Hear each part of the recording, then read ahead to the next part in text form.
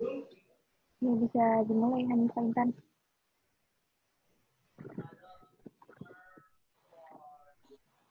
Ya, Assalamualaikum warahmatullahi wabarakatuh. Selamat siang. Selamat datang Waalaikumsalam warahmatullahi wabarakatuh. kepada seluruh peserta webinar dengan tema Masalah Hukum Kesehatan di Masa Pandemi. Webinar kita pada siang hari ini akan dipandu oleh pembicara kita yang sangat luar biasa, yaitu dengan Dr. Irman Firmansyah, yaitu dokter penyakit dalam dan juga advokat dan juga mitra dari Halo. Langsung saja kita memulai webinar kita pada siang hari ini. Kepada pembicara yang terhormat, waktu dan tempat kami persilakan. Ya, selamat siang kawan Bapak Ibu sekalian. Assalamualaikum. Ya, perkenalkan kami Irman Firmansyah, ya seperti yang tadi moderator sudah kemukakan. Kita berusaha. Halo. Ya. Untuk membawakan topik yang mungkin sudah di-share ke Bapak Ibu sekalian, atau kita sebut teman-teman deh ya, kita anggap biar lebih rileks ya. Ya, nanti memang yang kita majukan mengenai reformasi hukum kesehatan di masa pandemi, maksudnya masa pandemi COVID-19. Ya, slide.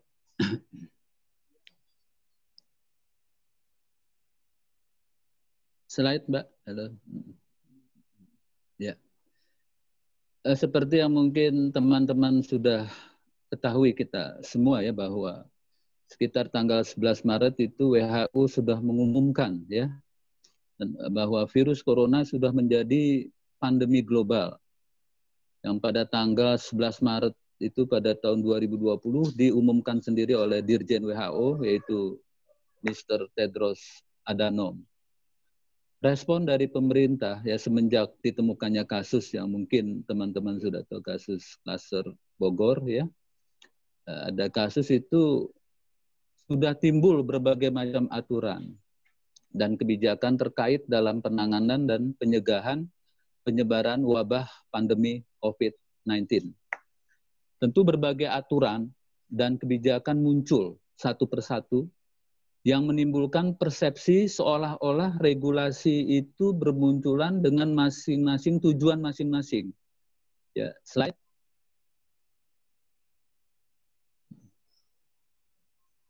Ya.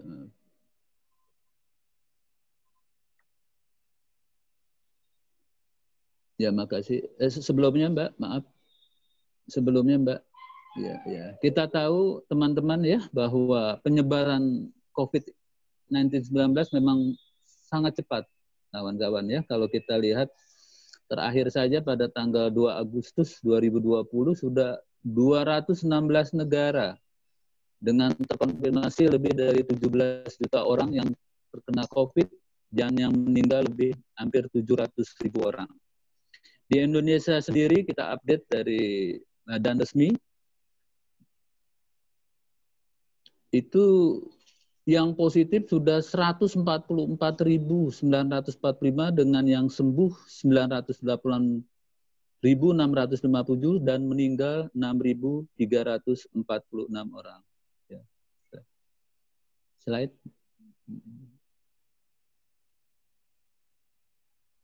Tolong slide, Pak. Maaf. Slide, Mbak. Maaf. Ya. Oke. Jadi kalau seperti mungkin kita ketahui ya, ini kita kutip dari Kamus Besar Bahasa Indonesia yang mengenai reformasi, pengertian reformasi hukum ya dalam hal ini itu adanya perubahan yang secara cepat, jadi secara drastis untuk perbaikan di bidang hukum dalam suatu masyarakat atau negara. Kemudian Profesor Muladi mengatakan bahwa reformasi hukum adalah suatu proses demokratisasi dalam pembuatan, penegakan dan kesadaran hukum. Slide.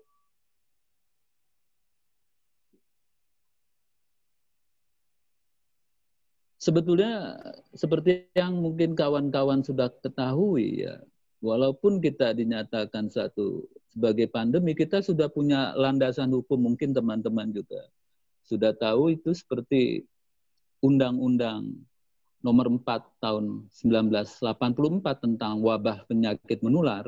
Kemudian dikatakan juga udah Undang-Undang Nomor 24 tahun 2007 tentang penanggulangan bencana, di mana pada pasal 7 dan 8 itu bahwa tanggung jawab pemerintah dan ditanggung jawab daerah. Dan di pasal 10 dikatakan yang bertanggung jawab juga itu BNPB ya, yang mungkin rekan-rekan juga sudah ketahui sebelumnya memang ada ketua gugus tugas sebelumnya seperti Pak Doni yang menjabat sebagai BNPB ya. Kemudian Undang-Undang 36 tahun 2009 tentang kesehatan dan Undang-Undang Nomor 16 tahun 2016 tentang karantina kesehatan. Slide, Mbak. Jadi walaupun ya sebelumnya Mbak, ya hukum kesehatan itu bukan merupakan cabang ilmu kedokteran, walaupun saya sebagai seorang, ternyata itu merupakan cabang ilmu hukum, teman-teman, ya, yang mempunyai peran khusus dalam hal ini karena kita sedang dilanda pandemi, ya, COVID-19 dalam penanganan pandemi COVID-19. Slide. Ya seperti kita sudah ketahui dan teman-teman juga mungkin sudah ketahui ya, H.J. Linen ya, seorang pakar hukum Belanda ya, mendefinisikan bahwa hukum kesehatan merupakan semua peraturan hukum yang berhubungan langsung dengan pemberian pelayanan kesehatan dan penerapannya pada hubungan perdata, administrasi dan hukum pidana. Jadi dalam arti kata bahwa peraturan di sini tidak hanya mencakup dari pedoman internasional saja, atau hukum kebiasaan atau custom, atau jurisprudensi, tapi ilmu pengetahuan dan kepustakaan juga dikatakan menjadi sumber hukum, kawan-kawan. Slide.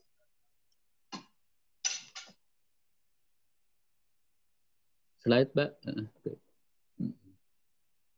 Pakar hukum Belanda yang lain seperti Van der Minch, ya maaf ya, juga mendefinisikan, beliau menyatakan secara lebih tegas lagi mengenai hukum kesehatan sebagai suatu kumpulan pengaturan. Jadi pengaturan yang berkaitan dengan pemberian perawatan dan penerapannya kepada hukum perdata, administrasi, dan hukum pidana. Jadi salah satu di antaranya hukum ini mengatur hubungan antara dokter dengan pasien atau kita sebut hukum medis atau medical law. Slide. Slide, Mbak. Oke. Oke. Jadi seperti kita ketahui bahwa dalam sumber hukum dalam hukum kesehatan tentu tidak hanya meliputi hukum tertulis saja, teman-teman, tapi juga mungkin jurisprudensi, doktrin. Kemudian dilihat dari objeknya, maka hukum kesehatan itu mencakup segala aspek yang berkaitan dengan pemeliharaan kesehatan. Kalau kita lihat dari kepustakaan, Jaya Surya bertolak, ya, ada 5 materi, ya mohon maaf, Pak. Muatan yang mengatur masalah kesehatan menyatakan ada 5 fungsi yang mendasar seperti pemberian hak, penyediaan perlindungan, peningkatan kesehatan, pembiayaan kesehatan, dan penilaian terhadap kuantitas dan kualitas dalam pemeliharaan kesehatan. Setelahnya agak sedikit, ya, oke. Kemudian Ibu Hadiati Kuswaji juga menyatakan bahwa pada asasnya hukum kesehatan itu bertumpu pada, nah ini yang paling penting teman-teman ya, pemeliharaan kesehatan sebagai hak dasar sosial atau the right to health care yang ditopang oleh 2 hak dasar individu, yaitu hak atas informasi, teman-teman ya, seperti the right to information, kemudian juga hak untuk menentukan nasib sendiri atau the right of self-determination. Slide. Slide, Mbak. Di undang-undang kita itu sudah jelas ya. Di kita misalnya Undang-Undang 29 tahun 2004 tentang praktik kedokteran. Kemudian juga Undang-Undang Nomor 36 tahun 2009 tentang kesehatan, Undang-Undang Nomor 44 tentang rumah sakit, kemudian Undang 36 2014 tentang tenaga kesehatan atau nakes, dan Undang-Undang Nomor 38 2014 tentang keperawatan.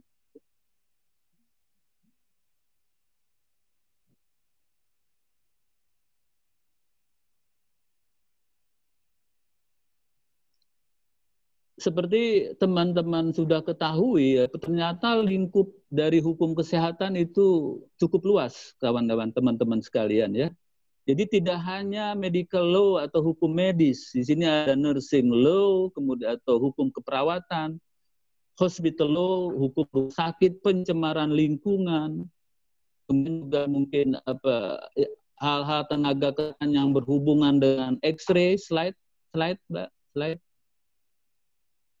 Ya, industri, peralatan keselamatan kerja, hukum kesehatan masyarakat, di sini sangat cakupannya cukup luas, kawan-kawan, ya. Slide. Ya. Bagaimana kalau kita jadi ke pertanyaan awal kita, peranan hukum kesehatan dalam penanggulangan wabah, dalam hal ini mengenai pandemi COVID-19. Saya coba membagi dalam 3 kerangka kerja, teman-teman, atau 3 framework. Pertama adalah prevention atau pencegahannya. Kemudian pelayanan dan law enforcement atau penegakan hukum. Slide. Slide. Ya. Slide. Oke.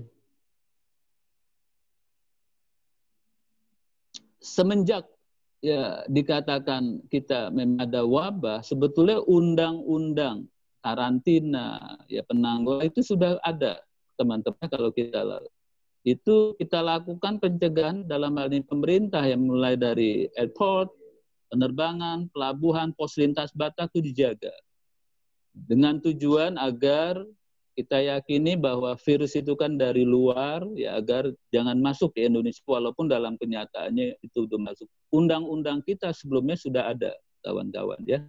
Kemudian juga diperkuat seperti peraturan Menteri Hukum dan HAM. Di sini ternyata kenapa kita sebut reformasi hukum, ternyata setelah pandemi itu banyak peraturan-peraturan yang terkait dengan masalah pandemi ini, kawan-kawan, ya. Seperti kalau kita lihat peraturan Menteri Hukum dan HAM nomor 7 tahun 2020 tentang pemberian visa dan izin tinggal dalam upaya pencegahan masuknya virus corona. Slide. Slide, Mbak. Ya. Ini juga surat edaran kalau kita lihat, kawan-kawan, ya. Surat edaran dari Dirjen Imigrasi nomor IMI ini 187.gr.0101 tentang pelaksanaan pemberian visa dan izin tinggal dalam upaya pencegahan masuknya virus corona. Kemudian juga ada peraturan Menteri Hukum Menkumham nomor 8 tahun 2020 tentang penghentian sementara bebas visa kunjungan dan visa kunjungan saat kedatangan saat pemberian izin tinggal dalam keadaan terpaksa. Slide. Slide, ya. Ini juga yang sempat agak timbul pertentangan dengan negara lain, seperti peraturan Menteri Perdagangan nomor 10 tahun 2020 tentang larangan sementara impor binatang hidup dari RRC, Republik Rakyat Tiongkok. Kemudian juga ada Permendak nomor 23 tahun 20. Di tahun 2020 banyak peraturan-peraturan yang sifatnya, kalau kita lihat, kawan-kawan, itu yang sifatnya prevention. Jadi pencegahan, ya. Ini juga dari antar lintas menteri juga memberikan peraturan khusus, ya. Seperti kalau kita Permendak nomor 28 tahun 2020 tentang perubahan ke-8 atas Permendak nomor 87 garing M DAG garing per garing 10 garing 2015 tentang ketentuan impor produk tertentu. Slide.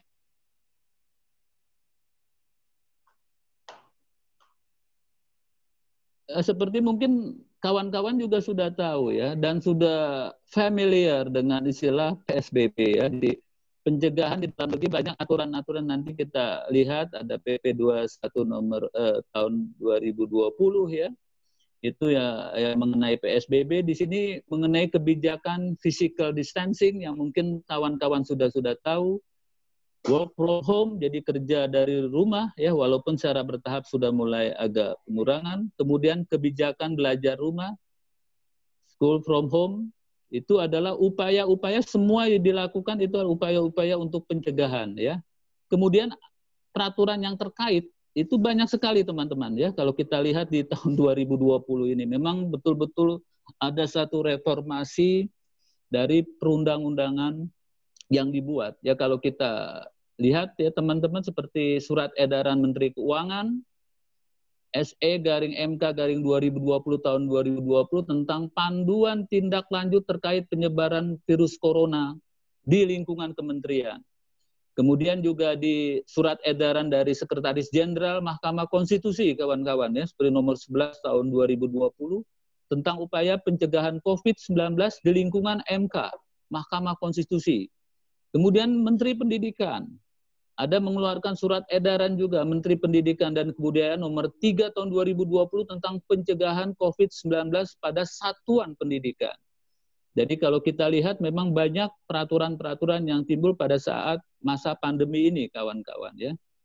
Kemudian yang paling mungkin yang sangat terkenal mengenai adanya PP nomor 21 tahun 2020 kawan-kawan tentang ya PSBB ya, jadi suatu pembatasan sosial berskala besar. Ini yang mungkin dampak atau kawan-kawan juga sudah tahu. Padahal kalau sebelumnya kalau kita lihat kawan-kawan, sebelumnya memang di pas Undang-Undang nomor 6 tahun 2018 sudah ada tentang karantina kesehatan.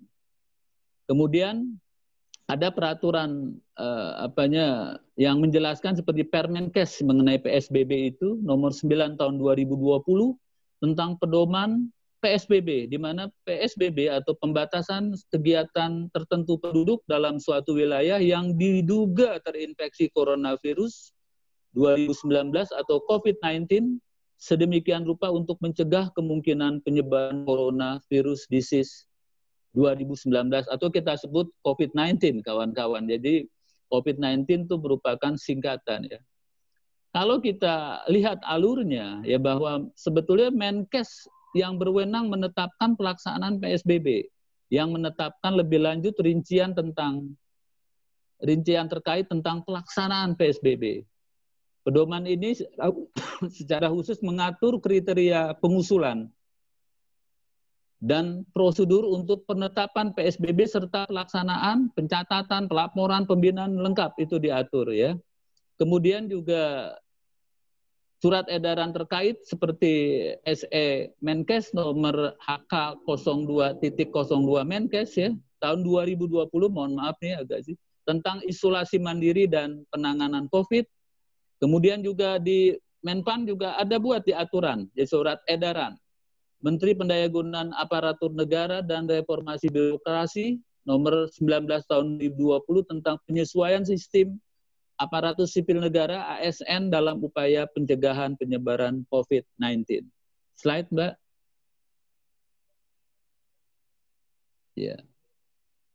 Sebetulnya kalau kita lihat, kawan-kawan juga sudah punya gambaran, kalau dalam keadaan normal, ya mungkin aturan-aturan seperti itu mungkin tidak ada, ya.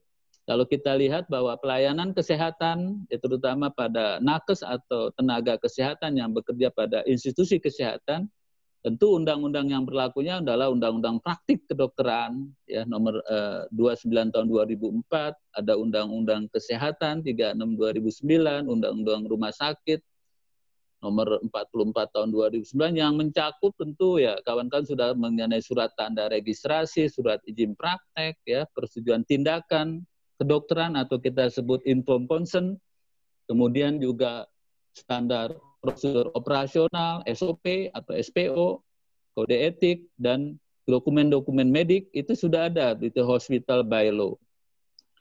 Dan dalam keadaan darurat, ya ada Permenkes yang sebelumnya memang sudah ada, kawan-kawan ya, seperti Permenkes nomor 290 tahun 2008. Di mana dikatakan bahwa tenaga kesehatan yang menjalani praktik berhak memperoleh perlindungan. Jadi kita juga harus tahu juga bahwa mereka ya para nakes juga berhak untuk mendapatkan perlindungan atas keselamatan dan kesehatan kerja, perlakuan yang sesuai dengan harkat martabat manusia, moral, susila, dan nilai-nilai agama. Kemudian di pasal 7-nya di nomor Permenkes nomor 2052 tahun 2011 dalam rangka memberikan pertolongan guna pelanggaran nyawa dokter dapat melakukan tindakan di luar kewenangan klinisnya sesuai dengan kebutuhan medis. Slide. Ya. Kemudian di Permenkes yang sama, kawan-kawan ya, kita lihat di pasal 22 yaitu Permenkes nomor 2052 tahun 2011 dalam keadaan darurat. Nah, ini penting juga ya buat kita ketahui sebagai tenaga hukum bahwa untuk menyelamatkan jiwa dan mencegah kecacatan tidak diperlukan persetujuan tindakan atau informed consent. Slide. Kemudian mungkin kawan-kawan sudah kenal yang namanya pakar hukum juga Lawrence Meyer Friedman, yang mungkin kawan-kawan juga mungkin lebih tahu ya. Dia mengatakan bahwa berhasil atau tidaknya penegakan hukum itu tergantung dari 3 unsur, yaitu structure of law, struktur hukumnya, kemudian substance of law-nya, dan culture of law, jadi ada budaya hukum. Di mana pada struktur hukum, kewenangan pemangku kekuasaan atau aktor dalam hal ini pemerintah pusat atau daerah, itu dalam membuat aturan-aturan dan kebijakan sebagai respon penanganan pandemi COVID-19. Kemudian substansinya, ya tentu aturan-aturan atau kebijakan yang dibuat sebagai respon pandemi, kawan-kawan. Dan budaya hukum tentu budaya kepatuhan. Slide. Di mana setiap individu harus punya komitmen dalam penanganan pandemi. Jadi semua individu ya, bukan hanya pemerintah saja. Slide. Slide. Ya. Bagaimana sih kalau kita lihat tadi ke pelayanan kesehatan? Kalau pertama kan dalam penanggulangannya melalui prevention. Kemudian dikatakan ada pelayanan kesehatan. Ya mungkin dalam hal ini mungkin layanan kedokteran. Pelayanan kesehatan tentu kita ketahui menurut Undang-Undang nomor 36 tahun 2009 ditujukan untuk memberikan pelayanan kesehatan baik itu perseorangan maupun masyarakat. Pemerintah itu mengupayakan dalam bentuk penyediaan fasilitas pelayanan kesehatan, penyediaan obat, serta pelayanan kesehatan itu sendiri. Right? Di sini juga mungkin teman-teman juga sudah ketahui bahwa pelayanan kesehatan itu di pasal 52 ya di Undang-Undang nomor 36 tahun 2009 itu mengatur 2 hal yang cukup penting, yaitu pelayanan kesehatan perseorangan atau individu dan pelayanan kesehatan masyarakat. Kemudian pelayanan kesehatan masyarakat ya, maaf slide sebelumnya. Ya.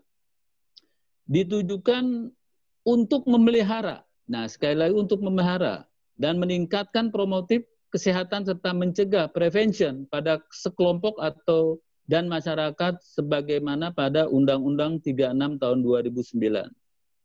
Kemudian di pasal 30 ayat 1, 2, 3 di Undang-Undang 36 2009 tentang kesehatan, fasilitas kesehatan menurut jenis pelayanannya terdiri adalah atas pelayanan kesehatan perseorangan dan pelayanan kesehatan masyarakat. Slide.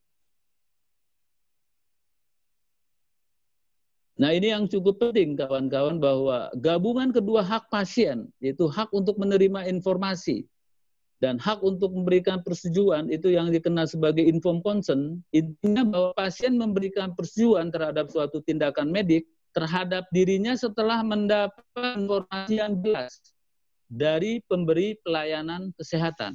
Slide.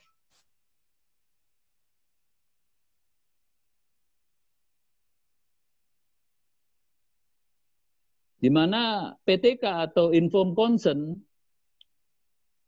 kedokteran dan kedokteran gigi itu memang sudah diatur ya kawan-kawan, mungkin kawan-kawan juga sudah jelas ya. Ya bahwa tindakan kedokteran itu harus dilakukan setelah kita memberikan penerangan. Walaupun dalam keadaan darurat seperti pandemi, hal seperti ini mungkin bisa dicari jalan keluarnya. Ya, slide.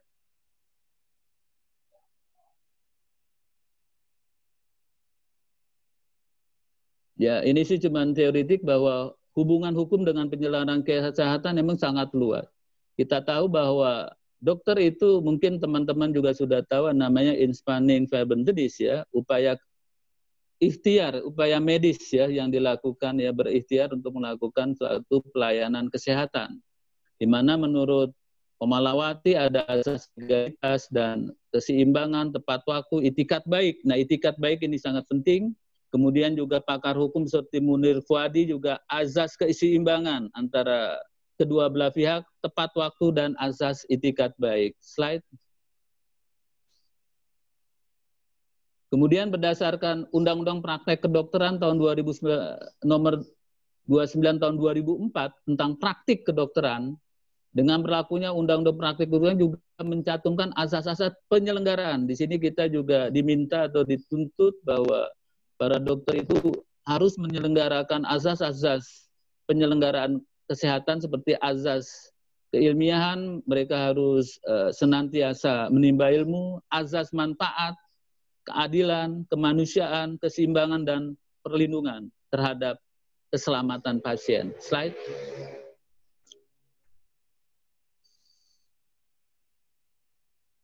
Kemudian hubungan hukum dengan penyelenggara kesehatan. Dalam ini fasilitas pelayanan kesehatan merupakan objek dikatakan, subjeknya adalah dokter dan pasien. Hubungan hukum akan terjadi bila seorang pasien datang ke fasilitas pelayanan kesehatan untuk berobat.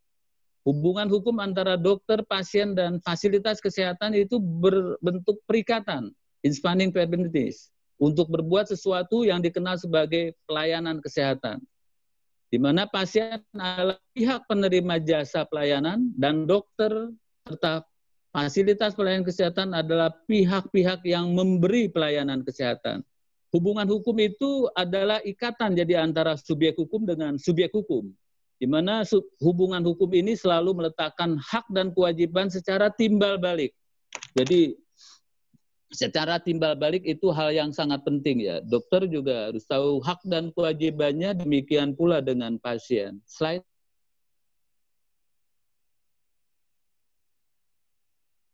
Nah, kadang-kadang kita temukan adanya kelupaan atau kelalaian ya. Seperti pembiaran medis. Dalam memberikan pelayanan kesehatan yang tidak sesuai dengan standar prosedur berlaku, tindakan dokter tidak sungguh-sungguh atau tidak memberikan pelayanan kesehatan kepada pasien sebagai alasan yang terkait dengan sistem pelayanan. Kita kenal, mungkin kawan-kawan juga sudah tahu, ada KUH Perdata 1366 di Burgerlich bahwa setiap orang yang bertanggung jawab tidak saja untuk kerugian yang disebabkan perbuatannya, tapi juga kerugian yang disebabkan kelalaian atau kekurang hati-hatiannya, atau kita sebut dalam di bahasa hukumnya culpa.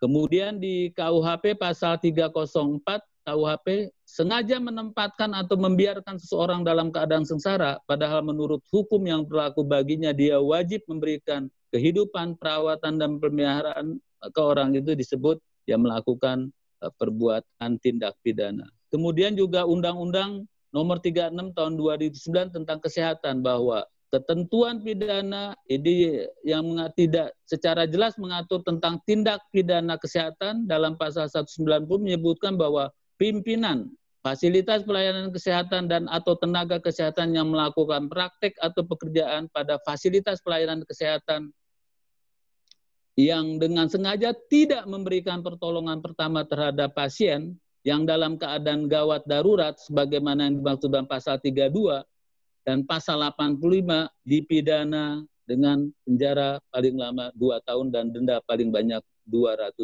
juta. Ya, slide ini cukup.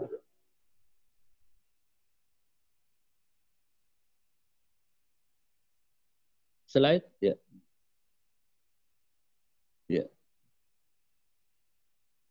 Seperti kita sudah ketahui kawan-kawan ya, ada yang namanya perjanjian penyembuhan ya. Mungkin dalam bahasa kita yang mungkin kawan-kawan sudah ketahui ada in-spanning verbal-medis ya. perjanjian adalah peristiwa ketika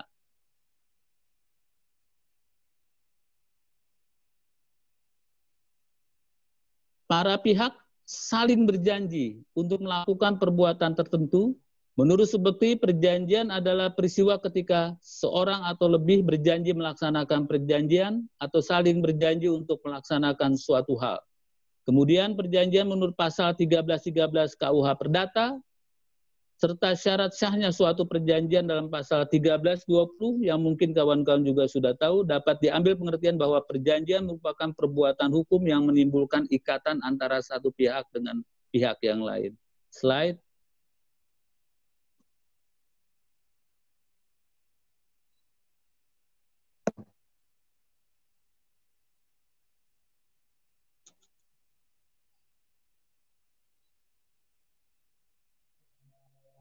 Ini mungkin kita tinggalkan saja, slide lagi, ya biar agak cepat ya.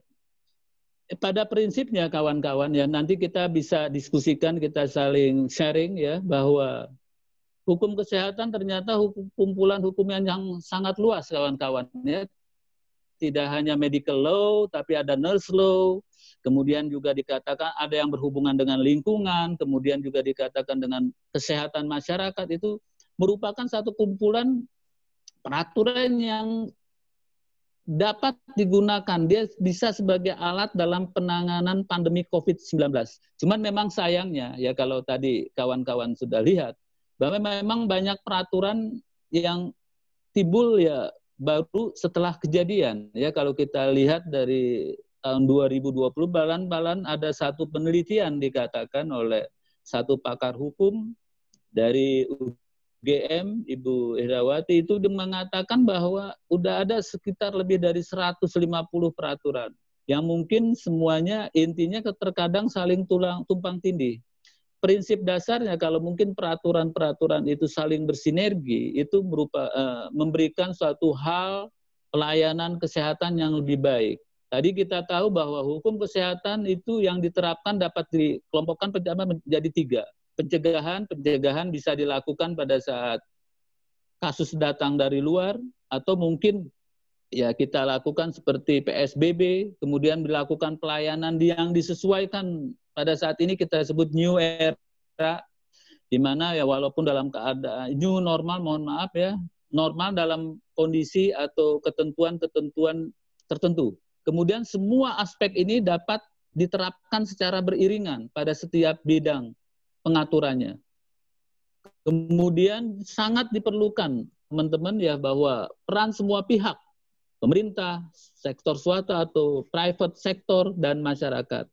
Mungkin itu yang kita bisa sampaikan. Mungkin juga ada juga kalau kawan-kawan juga pernah dengar mengenai telemedicine. Jadi pemeriksaan jarak jauh ya, yang memang sebetulnya peraturannya sudah timbul 1 tahun sebelum kejadian ya. Itu peraturan nomor 20 tahun 2019, kawan-kawan, yang diperkuat dengan adanya surat edaran dari Menteri Kesehatan kepada Kepala Dinas dan seterusnya, itu ya di nomor 303 yang mengenai sosialisasi pemberian telemedicine. Ini juga sesuatu hal yang mungkin membantu, cuman mungkin menurut kita itu masih banyak atau hal-hal yang masih bisa dipertanyakan. Mungkin dari kita itu aja kawan-kawan, ya lebih dan kurangnya kita mohon maaf, di sini kita sharing ya. Saya tahu kawan-kawan juga sebetulnya juga cukup ahli dan kita berusaha memberikan ya sedikit ilmu yang mungkin menurut saya juga ya, saya juga tidak terlalu pakar banget ya, kita berusaha ya, kita sharing-sharing ya, kita melihat bahwa hal-hal seperti ini tujuan akhirnya adalah ya bagaimana mengatasi pandemi di negara kita. Dan sebagai ilustrasi aja kawan-kawan, saya juga sedang mengambil program subspesialis, ini mohon maaf ya, di bidang medis kembali, yaitu ada kita ambil tuh psikosomatik kawan-kawan ya. Dalam kondisi pandemik seperti ini tuh ansietas atau rasa cemas itu ya ini memang di luar konteks, cuman kita saling mengingatkan itu menurut jalur medis kita sebut neuroendokrinoimunologi. Jadi anxiety, rasa cemas, rasa khawatir ya. Itu sangat menurunkan daya tahan tubuh ya.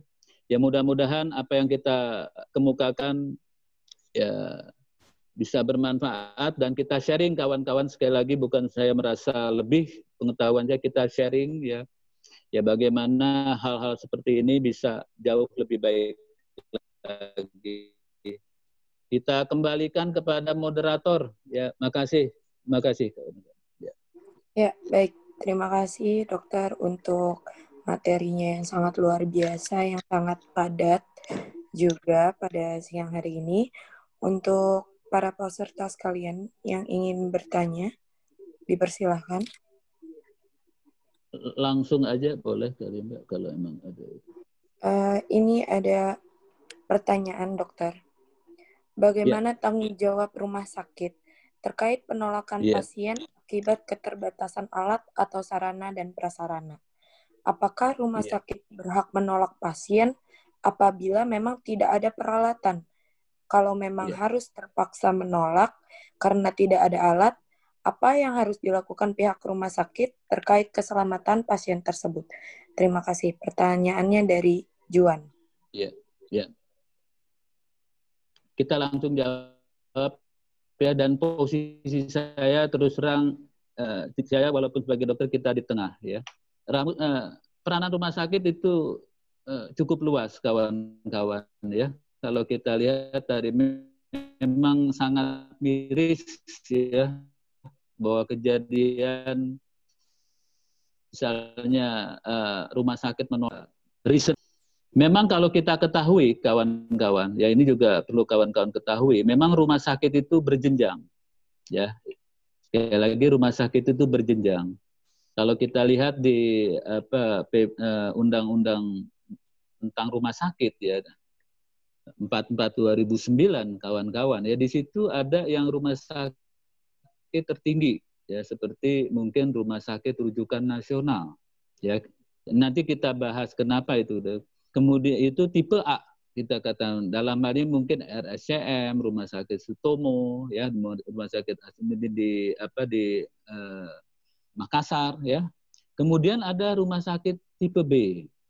A dan B itu menyangkut yang namanya subspesialisasi, kawan-kawan ya. Jadi rumah sakit itu ada tenaga spesialis, ada tenaga subspesialis. Subspesialis itu artinya di atas spesialis. Jadi kalau kita tingkatkan kawan-kawan ya, dokter itu ada dokter umum, dokter spesialis, dan ada subspesialis yang seperti yang saat ini sedang kita jalani pendidikan subspesialis.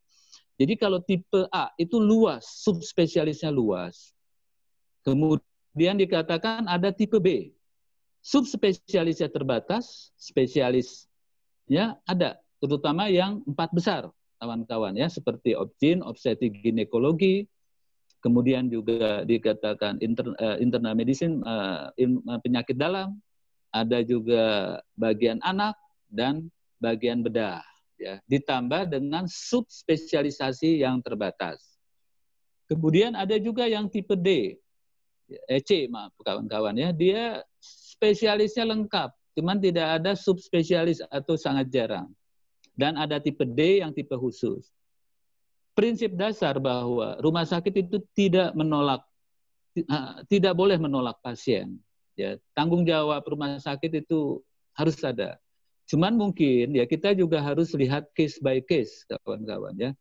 Saya tidak bermaksud memihak di sana, kita berdiri di tengah ya, melihat kepentingan pasien. Kalau misalkan alasan merujuknya itu apa? Kalau dalam keadaan darurat, ya malahan dikatakan itu tanpa melihat status apapun harus ditolong. Ya, cuman mungkin karena keterbatasan sarana prasarana setelah pemberian pertolongan secara emergensi, memang rumah sakit itu ada yang berjenjang, kawan-kawan, dari tipe yang paling rendah seperti yang tadi sudah saya kemukakan ke tipe yang paling tinggi. Cuman pada prinsipnya rumah sakit itu tidak boleh menolak pasien. Mungkin dari saya itu aja kali. Ya, mudah-mudahan bisa sedikit membantu menjawab, kawan-kawan. Ya, baik. Tadi Ada selanjutnya pertanyaan lagi? ada yang Nah, ingin biar bertanya langsung dari dijawab aja ya, kita jawab aja ya, kawan-kawan, biar mungkin karena kita faktor umur ya. Jadi kita langsung jawab saja ya. Terus dari saudari Stevi tadi. Boleh silakan saudari Stevi. Iya, mangga hatu, terima kasih atas waktunya, Dok. Punten mau izin bertanya. iya. Apakah kebijakan Iya, yang nggak apa-apa. Oh ya, kebetulan saya juga dokter, Dok. Mau bertanya, Dokter apakah Stevi apa nih? Dokter Stevi apa? Dokter saya atau praktek, Dok. mungkin Saya dokter umum kebetulan. praktek. Nggak Iya, apa-apa, praktek. dokter umum juga dokter ya. Ya. Ya. Mau bertanya, Ya, Dok, silakan dokter. apakah kebijakan yang diterapkan saat pandemik ini, Dok, seperti contohnya masalah konsultasi telemedicine yang saat ini digunakan, akan bisa digunakan selanjutnya walaupun status pandemik nanti sudah diangkat? Itu aja sih, Dok, pertanyaannya. Terima kasih, Dok, sebelumnya. Makasih, Dokter Stevi ya. Kita langsung jawab aja ya, Dok ya, atau teman-teman mungkin biar kita lebih enak ya, karena faktor U nih ya. Ya, prinsip dasar telemedicine itu undang-undangnya sudah ada sebelum pandemi, teman-teman ya, dan Dokter Stevi ya. Seperti tadi kita sudah bilang di Undang-Undang Nomor 20 tahun 2019, jadi sudah tahun yang lalu ya. Memang cuma dikatakan kalau kita lihat undang-undang tersebut ya, itu kalau awalnya undang-undang bukan surat edarannya ya. Jadi awal undang-undang tuh misalkan teleradiologi. Jadi baca hasil radiologi, mungkin karena keterbatasan, karena jarak atau sebagainya, dibaca hasilnya. Kemudian juga ada teleultrasonografi. Jadi memang tidak secara spesifik menyatakan untuk pemeriksaan. Ya. Baru di surat edaran seperti yang sudah saya kasih tahu ya, bahwa ada di nomor 303 Menteri Kesehatan, itu lebih jelas lagi dokter ya dan teman-teman ya, dikatakan bahwa telemedicine bisa dilakukan, itu bisa dilakukan pemeriksaan fisik cuma secara audiovisual ya, jadi pemeriksaan anamnesis juga dilakukan secara telemedicine, itu bisa dilakukan ya. Cuman memang di sini ada ya, kalau saya pribadi kita juga ada dispute ya, kalau penyakit itu kan tidak selalu ringan ya, kalau penyakit itu tidak selalu ringan ya, ada penyakit yang memang sedang dan ada yang severe, berat ya. Kalau menurut ya, kalau dari peraturan surat edarannya seperti kita diperbolehkan, cuman memang ada satu pakar dan saya juga sepakat ya dengan Prof. Herkutanto ya, pada saat ada webinar mengenai telemedicine memang tidak bisa diterapkan pada semua kasus penyakit, dokter. Ya, karena terus terang ya, bagaimana kita bisa ya memberikan satu treatment atau terapi ya dalam kondisi-kondisi pasien itu berat. Jadi menurut saya walaupun ada surat edaran 303 2020 di bulan April itu juga masih dilihat case by case, dokter. Ya mungkin itu yang kita bisa coba jawab, dokter. Ya. Terima kasih. Ya. Terima kasih dok atas jawabannya. Ya. Ya, baik. Pertanyaan selanjutnya ada dari Juan. Silakan Juan. Pak Dokter, saya mau bertanya, Pak. Ya, ya kita sharing, Pak. Ya, Juan Site, mahasiswa Fakultas Hukum. Wah, iya, teman. Iya, nggak apa-apa. Malah lebih pinter-pinter kalau mahasiswa itu. Jadi begini, Pak. Lanjut. Ada saya mengangkat kasus lah ya. Mungkin ya, kita sering mendengar kasus mengenai malpraktek, Pak. Dokter yang malpraktek ini malpraktik. Ya. Ya, malpraktik. Dokter yang malpraktik ini malpraktik. Yang kita menggugat rumah sakit atau dokter yang malpraktik, Pak, kalau salah dalam hukum sendiri menurut Bapak. Yang bertanggung jawab jika terjadi malpraktik. Siapa yang kita gugat? Iya. Ya, makasih ya. Ya kita coba ya definisikan dulu ya mengenai kata malapraktik ya, Pak. Ini masih muda lah, Bang Joan ya, Pak Joan ya. Malapraktik memang sebetulnya kalau kita lihat Ya, dan kalau kita telusuri ya di semua bidang pun pasti ada, Bang Johan ya. Jadi malapraktek kan kesalahan dalam suatu tindakan. Di bidang teknik juga ada orang malapraktik, ya malapraktik teknik ya misalkan, atau malapraktik bidang ekonomi. Cuman karena malapraktik konotasinya hubungannya dengan medis, kesannya kalau malapraktik medis ya, ini yang Bang Johan kemukakan mengenai malapraktik medik ya. Memang dilihat dulu ya, kalau memang tenaga kesehatan itu bekerja ya pada satu rumah sakit ya, kita pada satu rumah sakit ya, tentu yang bertanggung jawab pertama adalah pimpinan. Sini sudah jelas ya, kalau Pak Johan lihat di Undang-Undang Rumah Sakit ya, coba nanti sambil lihat-lihat 44 2009 di situ penanggung jawab utamanya adalah pimpinan. Di Undang-Undang Praktek Kedokteran juga 29 2004 ya dikatakan seperti itu, dan BAU juga pada tenaga kesehatan. Cuman memang kalau kita juga harus jeli juga ya Pak Bang Johan ya, kalau kita masih muda ya. Dilihat dulu dari sisi SOP. Kan tadi ada SPO, ada.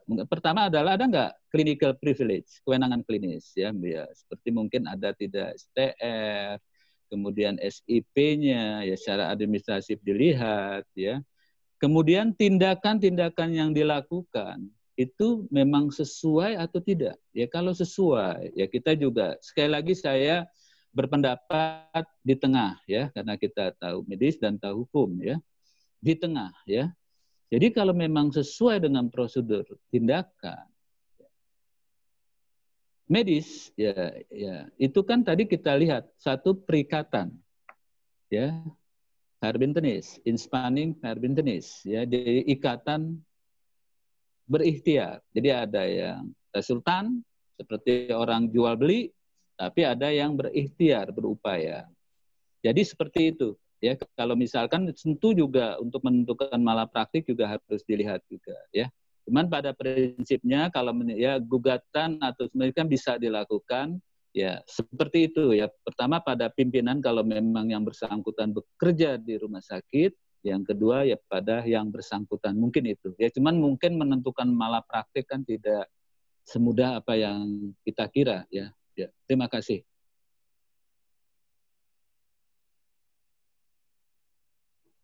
Ya. Ya, mungkin ada yang ingin bertanya. Ini dari Ayu. Dipersilakan kepada saudari Ayu. Ya, langsung aja boleh deh, langsung kita langsung jawab ya. Kita coba jawab, kita tidak merasa paling pintar, kita coba jawab ya, karena kita juga saling belajar ya. Ya, ini pertanyaan dari saudari Ayu. Assalamualaikum, mohon penjelasan. Ya. Bagaimana cara mengindikasi bahwa sebuah tindakan yang dilakukan oleh dokter merupakan malpraktek medis dan kelalaian medis? Ya. Ya, terima kasih ya. Pada prinsip kan secara hukum kan ada culpa, lalai ya, lalai. Ada unsur dolos, kesengajaan. Jadi itu kalau pada dolos di situ ada mens rea atau itikat atau niat buruk ya. Cuman kalau misalkan culpa, ya culpa juga tentu juga kita lihat ada culpa yang ringan, ada ya. Ada culpa lata, culpa yang berat ya. Cuman apapun itu ya, kalau dolos atau kesengajaan itu jelas tindak pidana. Kalau lalai masih bisa dinilai, cuman apapun itu kita terikat yang namanya ada standar prosedur operasional. Apakah ada ya satu indikasi melakukan tindakan yang tidak sesuai dengan SOP atau SPO, itu kita mungkin sebut satu kelalaian ya, karena case-case-nya banyak. Cuman sekali lagi pembuktian itu kan kita nanti lihat ya. Kalau kita lihat di luar mungkin ada satu kelalaian, kan pembuktiannya apakah tindakannya itu memang sesuai dengan SOP, yang bersangkutan mempunyai clinical privilege. Jadi kewenangan klinis yang memang kalau misalkan yang bersangkutan bekerja di satu rumah sakit diberikan pada pimpinan, alami mungkin ketua komite medik, ya, setelah dikeluarkan oleh ada yang nama kelompokan bestari, ya, itu akan diberikan seperti itu. Jadi untuk menentukan suatu kelalaian, culpa atau kalau dolos jelas ya, seperti misalkan lah kalau misalkan satu melakukan suatu tindakan, misalkan kalau dolos, misalkan ya kita sebut eutanasia, misalkan ya melakukan satu pemberian obat dengan tujuan mengakhiri kehidupan yang bersangkutan, baik dikatakan di situ kan ada di pasal 344 ya kalau teman-teman mungkin lihat ya, atas permintaan pasien itu tetap dituntut. Ya, itu kita sebut tindakan pembunuhan, itu mungkin dolos kalau yang ekstrimnya. Cuman kalau culpa kan kita lihat case by case ya.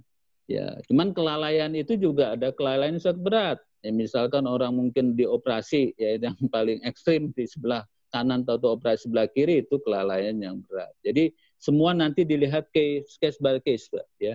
Dilihat dan sesuai tidak dengan SOP. Ada nggak kewenangan klinis yang bersangkutan? Itu juga merupakan bagian dari penilaian untuk menentukan kelalaian atau culpa. Ya, mungkin itu kali. Ya, makasih.